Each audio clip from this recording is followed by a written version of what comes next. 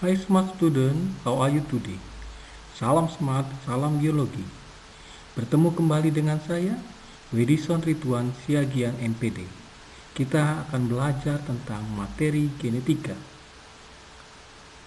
Tahukah kalian bahwa tidak ada makhluk hidup yang identik? Pasti ada bedanya satu sama lain. Hal ini diakibatkan karena makhluk hidup memiliki materi genetika yang berbeda-beda.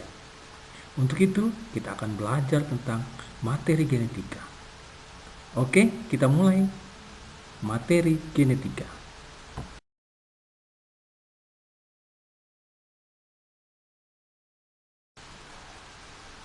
Pada bab materi genetika, kita akan membahas tentang DNA, RNA, gen, kromosom, dan sintesis protein.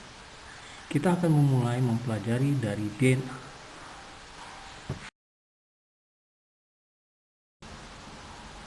Materi genetika adalah unit pewarisan sifat bagi makhluk hidup, terdiri dari DNA, RNA, gen, dan kromosom.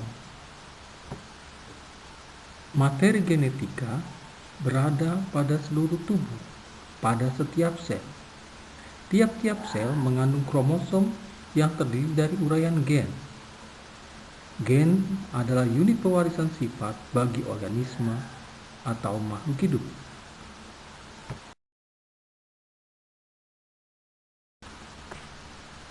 DNA sebagai materi genetika memiliki beberapa fungsi pada tubuh makhluk hidup.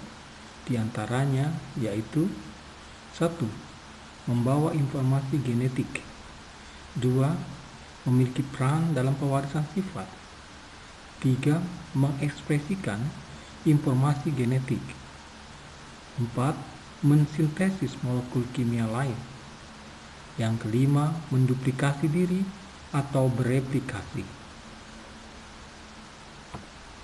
Secara sederhana, dapat dikatakan bahwa fungsi DNA adalah menyimpan semua informasi genetik yang dibutuhkan organisme untuk berkembang, berfungsi, dan bereproduksi. Struktur DNA. Menurut Watson and Crick, DNA berupa tangga berpilin tersusun atas gula pentosa dan gugus fosfat sebagai induk tangga atau ibu tangga. Basa nitrogen sebagai anak tangga. Ada dua kelompok basa nitrogen, yaitu purin dan pirimidin. Purin terdiri dari adenin dan guanin, sedangkan pirimidin terdiri dari sitosin dan timin. Guanin selalu berpasangan dengan sitosin. Timin selalu berpasangan dengan adenin. Hal ini bisa kita lihat pada gambar yang tersaji di samping.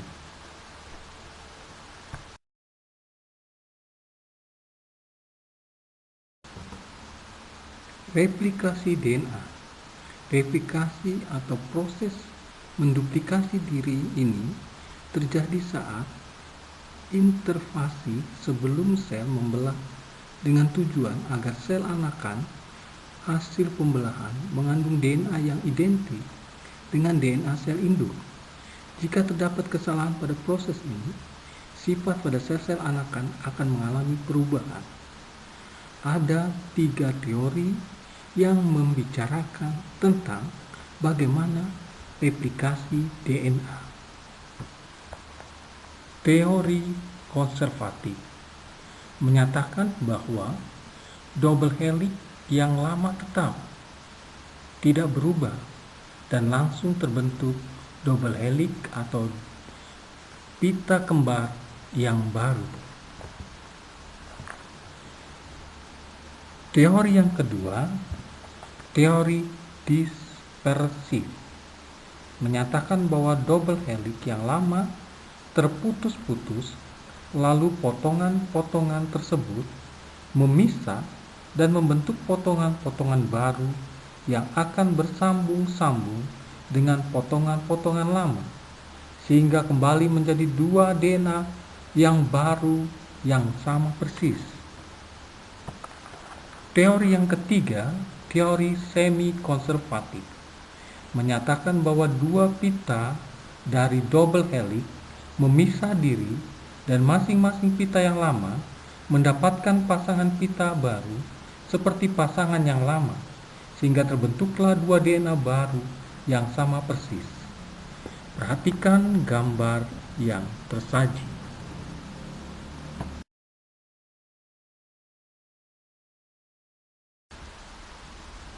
RNA atau ribonukleat asid adalah makromolekul polinukleotida berupa rantai tunggal dan pendek.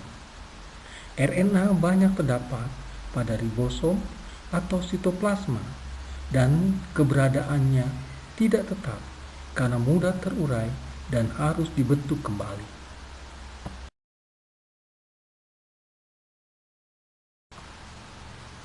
Macam RNA. RNA berperan dalam proses sintesis protein di dalam sel. Akan tetapi, pada beberapa jenis virus, RNA berperan seperti DNA untuk membawa informasi genetik. Sesuai dengan fungsi utamanya dalam proses sintesis protein, maka RNA memiliki berbagai macam.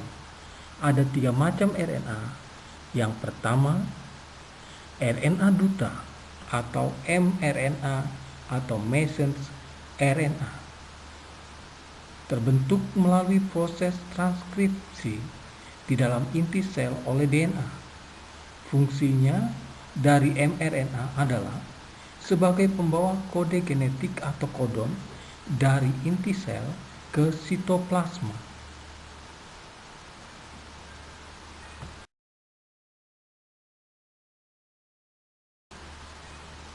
RNA yang kedua adalah RNA pemindah atau tRNA atau transfer RNA.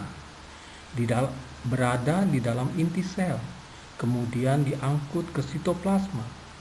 Fungsi dari tRNA adalah sebagai penterjemah kodon dari mRNA dan pengangkut asam amino dari sitoplasma ke ribosom. Macam RNA yang ketiga adalah RNA ribosom atau rRNA. Jumlahnya lebih banyak daripada mRNA ataupun tRNA. Fungsi dari ribosom RNA adalah sebagai mesin perakit polipeptida pada sintesa protein. Oke anak-anak hebat? Gampang toh belajar biologi? Ya, kita akhiri pertemuan kita tentang DNA dan RNA. Tetap semangat.